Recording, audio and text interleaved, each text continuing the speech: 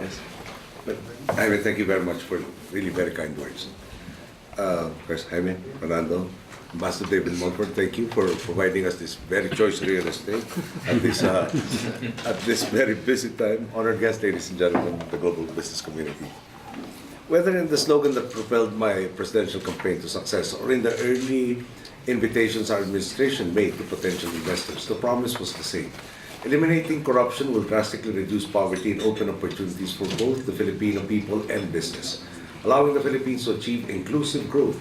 Corruption enfeebled government. Our task was to empower it by restoring integrity so that it can, in turn, empower our people. So we began to work. We reformed our budget and procurement processes, allowing us to save money, eliminate waste, and improve the delivery of services. Through this, we have enhanced our programs in social services, education, and healthcare, which help to ensure that our people are able to take hold of their own destiny. Opportunities to do just that have likewise greatly increased since we took office. This is in large part due to our efforts to level the playing field. When contracts are no longer awarded arbitrarily and when the rule of law applies to all, a sense of justice and fairness naturally takes over. Among investors in particular, this instills confidence that the Philippines is worth the price of admission. This confidence has yielded results since 2010 when we assumed office. Our stock market has been consistent, notching record high after record high and reaching levels once thought unreachable. Right now, I am told that they are at their 70th record high since taking office. The Philippines has also been posting impressive economic growth, with average GDP growth for the first 3 quarters of 2012 at 6.5%. Many institutions have acknowledged that this is all the more impressive given the global economic downturn. These are truly exciting times for our country. We are realizing the long, untapped potential of our country, and we are here to invite you to join us. Allow me to tell you about 3 priority sectors in which we would gladly welcome more investments. First is tourism, second agriculture, and third is in infrastructure. Tourism and agriculture are in our sights specifically because they play to the key strengths of our country, an abundance of natural sources for one, and because they tend to spur growth all over the archipelago, not merely in the urbanized areas. Since I came into office, our government has been working towards rice self-sufficiency by going back to the basics and helping our farmers through improved irrigation systems and, amongst other things, a genuine certified seeds program. May I just elaborate on this? Part of the creation of an opportunity for our predecessors was to convince our people that we lack the capacity to feed ourselves. And even the certified seeds program was all but a joke, wherein acceptance was reduced to 15% because the certified seeds refused to germinate. They were in fact fake. So now we have embarked on a genuine program, 65% acceptance, which has produced the rice production that is increasing. And through these methods, we are on our way towards the next goal, becoming an exporter of rice, most probably by the end of this year. As we focus on the basic needs of our farmers, we have not lost sight of the value of innovation and of moving up the value chain. For example, cocoa coir and cocoa water used to be considered as waste.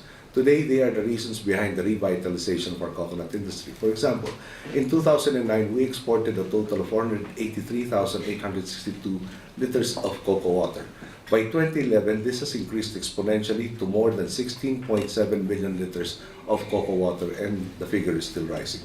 Cocoa coir fiber, transformed into geotextile materials, has, among other things, been found effective in erosion control.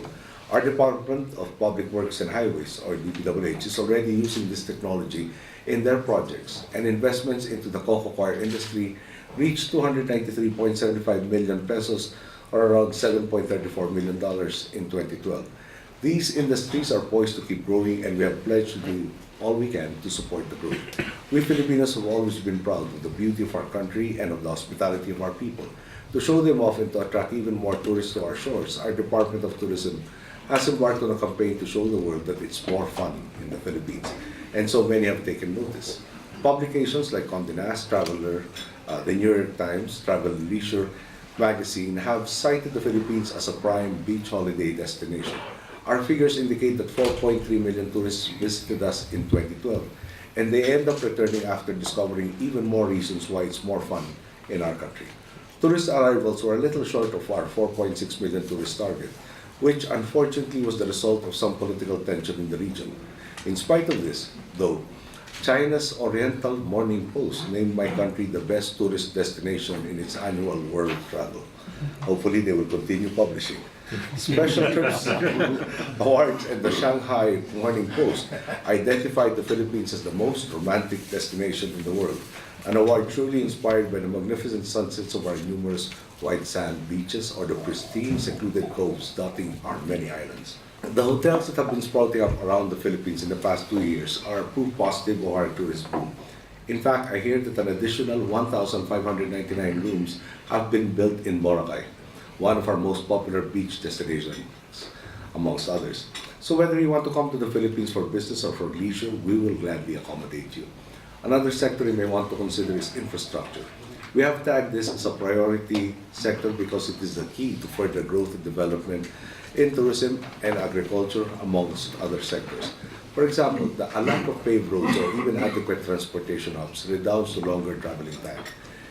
Imagine how much the quality of produce will suffer in 2 to 3 days of road travel, or even the difficulty that tourists will have in reaching the more far-flung parts of our country.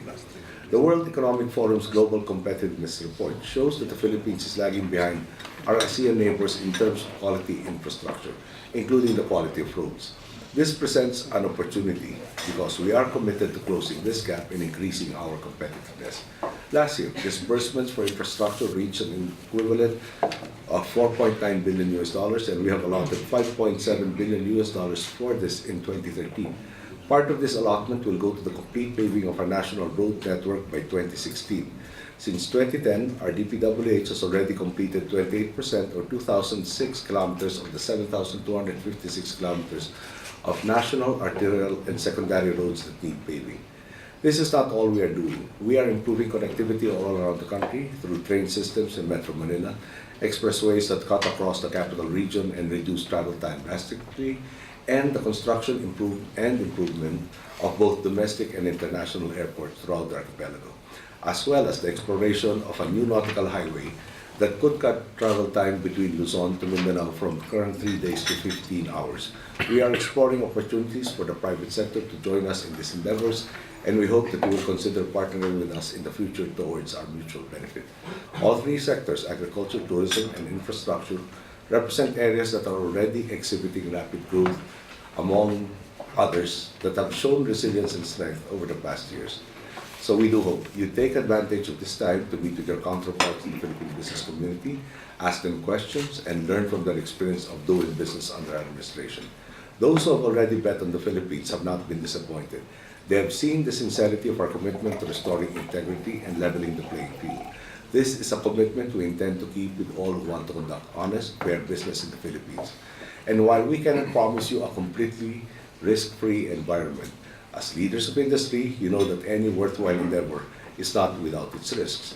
What we offer you today is a Philippines where change has set in, that perhaps is the single most compelling reason to come in and invest in our country. When in the past, decisions were based on political factors, mainly on the desire to stay in power, you now have a government earnestly refocusing its efforts towards leveling the playing field, minimizing regulatory risks, and investing in our people. We are empowering the Filipino through health, education, and conditional cash transfer programs that will aid their transition from being below subsistence level living towards gainful employment. We already know that, given the right environment, the Filipino is able to thrive. How many of you have ridden cruise ships or stayed in hotels manned by Filipinos? How many have been awed by the creativity, loyalty, and professionalism of our workers in the business process outsourcing industry? In a world increasingly dominated by uncertainty and pessimism, is it not refreshing to witness a country full of optimism, experiencing positive, meaningful change, and inviting everyone in to ride on its momentum? The sick man of Asia is now revitalized, more dynamic than it ever was in its history, marching towards equitable progress. I invite you all to join us as we soar to even greater heights. Thank you for bearing with this kind of long speech.